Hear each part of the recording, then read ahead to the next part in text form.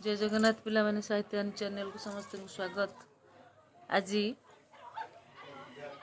मु तुम मानकर जो थर्ड सेमिस्टर रो 7th पेपर पाठ आज स्टार्ट करी।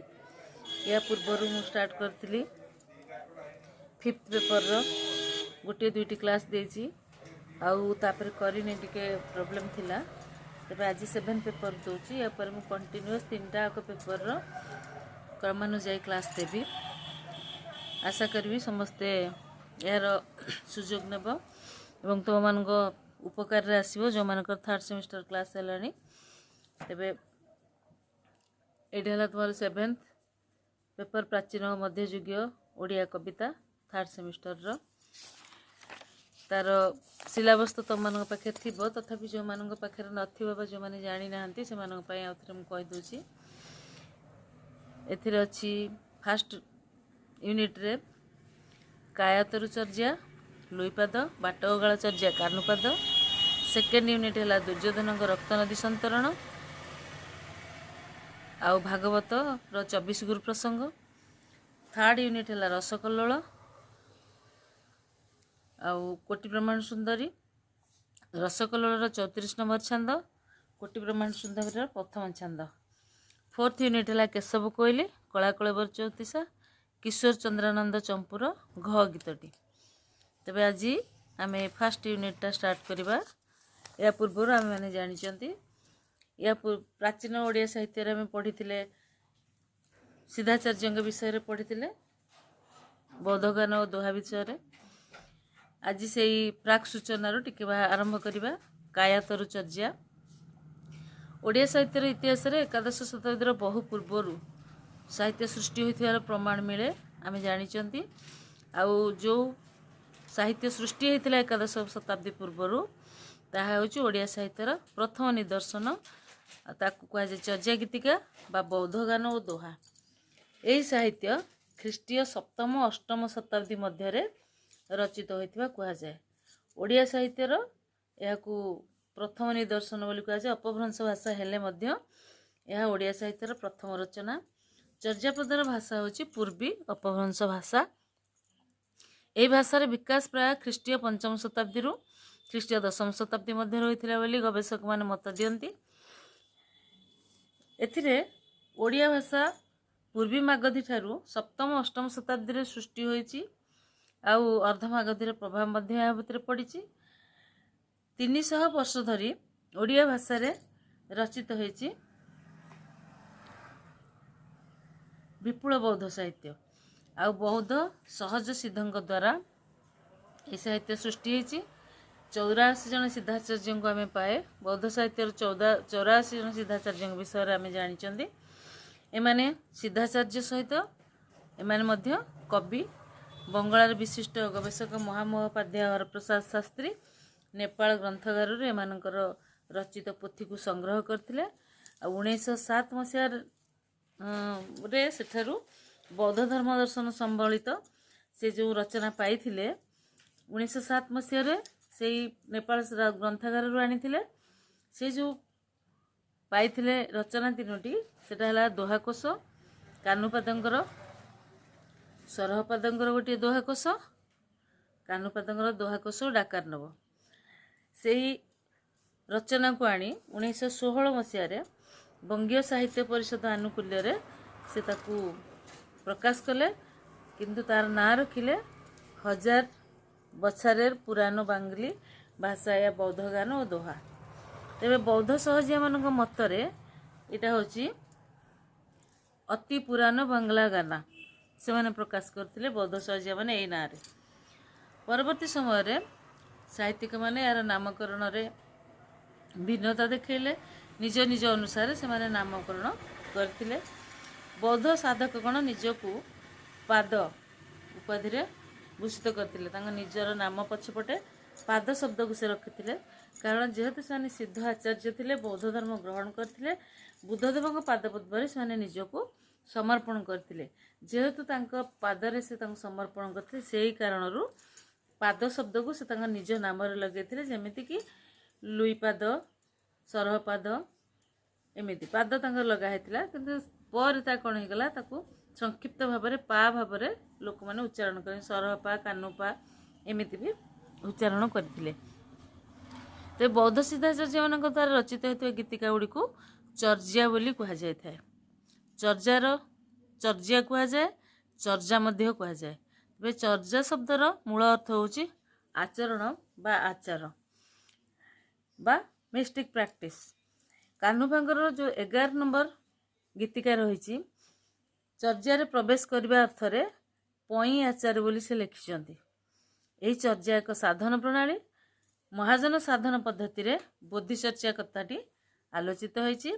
साधकों को बोधिचित्त समुत्पात करने निमित्त दानशील शांति वीर्य ध्यान और प्रज्ञादि ये 6 परिमित साधना करने को हुए बोली से वर्णना अच्छी। तापरे बोधिचित्तर को ऊर्ध्व को उद्बुद्ध करी 10 बोधिसत्व भूमि उत्तीर्ण हो गले अनंत करुणार उदय हुए और ताहा पूर्ण बोधिसत्व रूप में उपलब्ध होता है। यह को समस्त साधन प्रणाली को यही जो साधन प्रणाली वर्णित होती बोधिचर्या बा केवल चर्या बोली कह जाए। तेबे या पर अधिक आलोचना करी पंडित राहुल सांकृतायन गोटे मत देते चर्या बा चर्यार अर्थ होची आचरण अभ्यास या अनुष्ठान है। नेपाल के बौद्ध अपनी गुप्त पूजा को चर्या या चचाप कहते हैं, जिसमें ये पद गाए जाते हैं, इसलिए इन्हें चर्यापद कहा गया है। एटा को से सांकृतायन यह को मत पोषण कर। हरप्रसाद शास्त्री कहले जे गीतिका गुड़िक जेहेतु कीर्तन समतुल्य माने जमीक आमर गाँ गहली कीर्तन करा विभिन्न वाद्ययंत्र सहित रचना गुड़िक से भली यह को चर्या गीति बोली कह जाए। आउ कीर्तन गान गुड़िक केवल पद कह जाए, किंतु यही गीत गुड़िक चर्या पद कह जाए। प्रबोध चंद्र बागजी कहले जे गान गुड़िक यही गान गुड़िक हूँ चर्या पद, किंतु चर्या गीत कहबार प्रशस्त कारण एक चर्या गीत भितर 4 वा 5टी पद थाए, सेगुड़ी को पद छड़ा अन्य आख्या देवा ठीक हे ना। से कारण संस्कृत टीकार मध्य से पद बोली कहिसंदी। एभली अनेक गुड़िया मत तार जो नामकरण होती चर्या बोली से चर्या को लेकिन अनेक गुड़िया मत ए स्थान पाई जे कहीं चर्या बोली कहगला। तेबे चर्या गीतिका साधारणतः सिद्धाचार्य द्वारा विरचित रचना को कह जाए। 1907 मसीह जितेबाला नेपाल राजदरबार पोथीशाला महामहोपाध्याय हरप्रसाद शास्त्री यह उद्धार करथिले। से 50टी गीतिका थिला, ताकू से आनिकी बंगीय साहित्य परिषद तरफरु प्रकाश करथिले। बौद्धगान दोहा नामक ग्रंथरे सरहपा और कानुभादंगर रहिला दोहाकोश और डाकार नब या से प्रकाश करथिले। तबे एथिरे 50टी चर्या गीतिका मध्यरु 23 नंबर गीतिकार प्रथम 3 पदर परवर्ती अंश जेमिति कि 24 नंबर 25 नंबर और 48 गीतिका मिली नथिला। चर्या गीतिकार संख्या 50 प्रकृत सीमित नुहे, ये सिना 50टा पाइथिले किंतु अधिका रचना भी रही। शास्त्री पोथी 10 नंबर गीतिका शेष अच्छी लाड़ी डोंबी पादानांग सुनेत्याति चर्या व्याख्या नास्ती। जना पड़ी जे डाडी डोंबी पांदकर एक गीतिका थिला। तिब्बती पोथीपत्रु अनुदित रूप में बहु गीतिकार मध्य संधान मिली। अनाथनाथ बसु सहज गीति और लुई गीति शीर्षक 2टी गीतिका आविष्कार करछंदी। तेणु चर्या गीतिकार संख्या जेतिकी आमको मिली सेतिकी सीमित नुहे बोली एथरू स्पष्ट प्रमाणित हुए। पंडित राहुल सांकृतायन शाक्य विहार स्थित पोथीपत्रु विनयश्रींकर 15टी गीतिका, सुमयी गीति, लुई गीति और कान्हू गीति शीर्षक आउ 3टी गीतिका प्रकाश करछंदी। कान्हुबांकर जो 3टी रही 36 नंबर गीतिका सह समान, मात्र यार आरंभ 6 पद शेष 1 पद अधिक रही। यही भाव में विभिन्न बहुत गुड़े चर्या गीतिका परवर्ती समय उद्धार करा जायछि। तबे नेपाल दरबार लाइब्रेरी चर्या गीतिकार संग्रह पोथीर नामटा थिला। जो पोथी को संग्रह करथिले शास्त्री महाशय। तार नाँ थिला चर्याचर्य विनिश्चय। विद्यासागर शास्त्री यार नाम परिवर्तन करिकी आकु कहले आश्चर्य चर्याचय, कारण संस्कृत टीकार प्रारंभिक श्लोक रे श्री लुई चरणादि सिद्ध रचिते त्यास्मचर्य चर्याचय एई पंक्तिटी रही से तार से नाम रखिले आश्चर्य चर्याचय।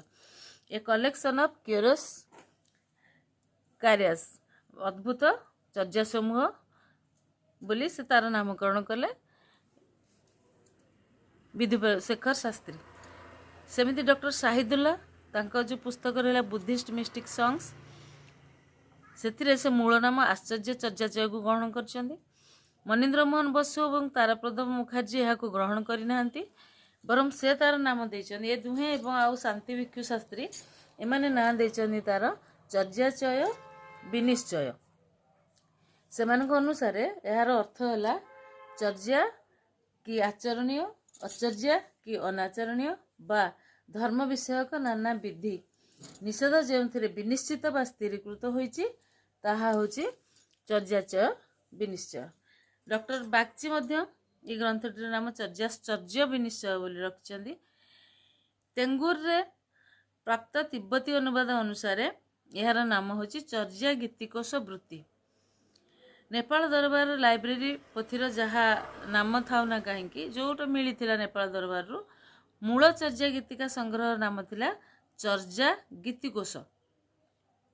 शास्त्री संस्करण रे अनेक दुर्बलता लक्ष्य करी विभिन्न सूत्र पाठ संग्रह करी एवं ताहाकू तुलनात्मक अध्ययन करी शुद्ध पाठ निर्णय करिवार आवश्यकता अनुभूत है जेतेबेले सेथिपई तिब्बती अनुवाद को अनुसंधान करागला प्रथमे, कारण यह पूर्वर महाप्रसाद शास्त्री महाशय जो पाठ को संग्रह करथिले तापर विभिन्न प्रकार मत प्रकाश पाइला, तेणु ताकू शुद्ध पाठ निर्णय करिवा पई तिब्बती अनुवाद अनुसंधान करागला।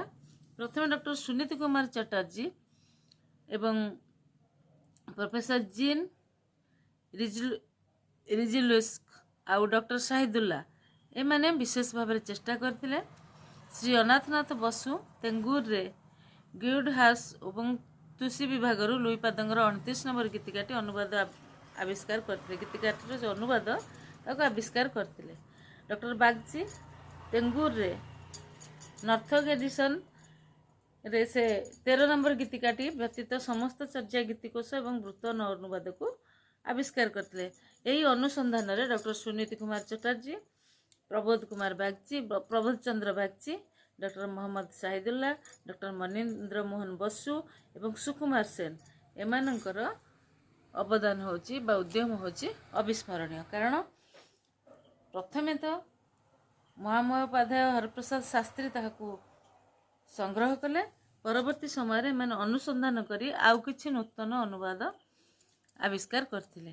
तेणु चर्याकोश संकलित 50 गीतिकार रचयिता 23 जन सिद्ध कविंकर नाम मिले। आर्यदेव, कंकणपाद, कम्बलांबर, कान्हुपाद, कुकुरीपा एभली अनेक आउ 23 संपूर्ण 23 जनकर नाम एथिरे देखिବାକୁ मिले सरहपांग पर्यंत। चर्या गीतिकार 23 जन कवि जे समसामयिक नुहंती, एमानक मध्य गुरु शिष्य क्रम रे पुरुषर व्यवधान मध्य स्पष्ट अछि। एठारे जो गुरु परंपरा रही तार टिके उदाहरण किछि दिया जायछि। तेंगुर रे अछि पदव्रज, तापर अनंगव्रज, तापर इंद्रभूति, तापर भगवती, तापर लक्ष्मी, तापर लीलाव्रज, दारिकपा, सहज जोगिनी, चिंता, डोंबी, हेरुक। माने एटा क्रम दिया जिबार कारण हैला जे एई भली भाबरे तेंगुर रे वर्णना अछि सिद्धाचार्य मानक विषय रे।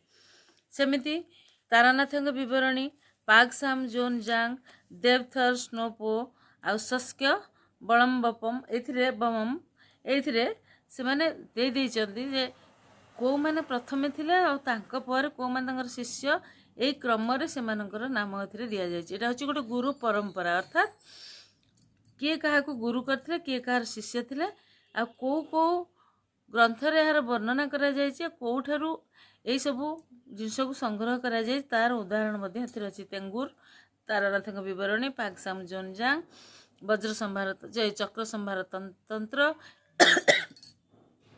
ज्ञानेश्वरी यही परंपरा को भित्ति करी आलोचक माने आनुषंगिक तथ्य बल सिद्धाचार्य मानकर काल निरूपण कर जोटा कि से सुविधा है काल निरूपण करने लगी। तेबे अनुमान करा जाए दोहा गुड़िक से द्वारा रचित होता दोहा गुड़िक स्व हस्तलिखित सिद्धाचार्य मानकर स्व हस्तलिखित पोथी गुड़िक नुहे से पोथी गुड़िक संग्रह होता। अनुमान करा जाए जे दोहा गुड़िक यथेष्ट प्राचीन रचना। दोहाकार गण यार अनेक पूर्ववर्ती सिद्ध कवि मानकर आविर्भाव कालरू चर्या गीतिका रचनार ऊर्ध्वतम संभाव्य सीमा रूपे ग्रहणीय। तेणु चर्या गीतिकार रचना संभाव्य समय होची 1100 शताब्दी। जे कौन सी कारण होना कहीं जो मैंने भी यार गवेषणा कर चर्या गीतिकार रचना समय को से 11 शताब्दी भाव में ग्रहण कर। तेबे जी आलोचना आम भितर कले एथिरु जानिबार विषय है जे बौद्ध सिद्धाचार्य द्वारा रचित होता ये चर्या गीतिका केबे संग्रह है केउठारु संग्रह है केते जन आमर सिद्धाचार्य थिले प्रथमे से संगृहित पोथीर नाम कौन थिला परवर्ती समय अन्य माने तार नामर अर्थ को किभଳି भाबरे विश्लेषण करछन्ती आ केमिति तार नामर परिवर्तन करछन्ती से माने ताकू दर्शाइछन्ती। ता सहित 23 जन सिद्धाचार्यंकर परिचय से माने को संख्यार चर्या रचना करछन्ती। तापर जो गुरु परंपरा विभिन्न प्रकार तथ्य आधार रे जो गुरु परंपरा तार वर्णना केमती होईछि आउ यार रचना काल 1100 शताब्दी बोली ताकू किपरि धार्य करा जायछि से विषय आम वर्तमान पर्यंत आलोचना कले। नेक्स्ट क्लास रे आम ये चर्या गीतिकार जो महाजन बौद्ध धर्म रे केमती परिवर्तन होता केमती केते भाग रे विभक्त होता केमती यार भित्ति स्थापन है वज्रजान सहजजान यही सब विषय आम टिके आलोचना करवा। परवर्ती समय आम विषय भितर को जीवा कारण यहाँ हूँ प्राक सूचना। जदि आम या विषय किसी न जाना ताहले कौन सी प्रकार लंग टाइप क्वेश्चन लिखापी आमको टिके असुविधा हो। धन्यवाद पिला माने रहिली चैनल को शेयर करिवो सब्सक्राइब करिवो एवं जोटी जा बुझी न पाल मते तार मेसेज माध्यम क्वेश्चन भी पचारिवो।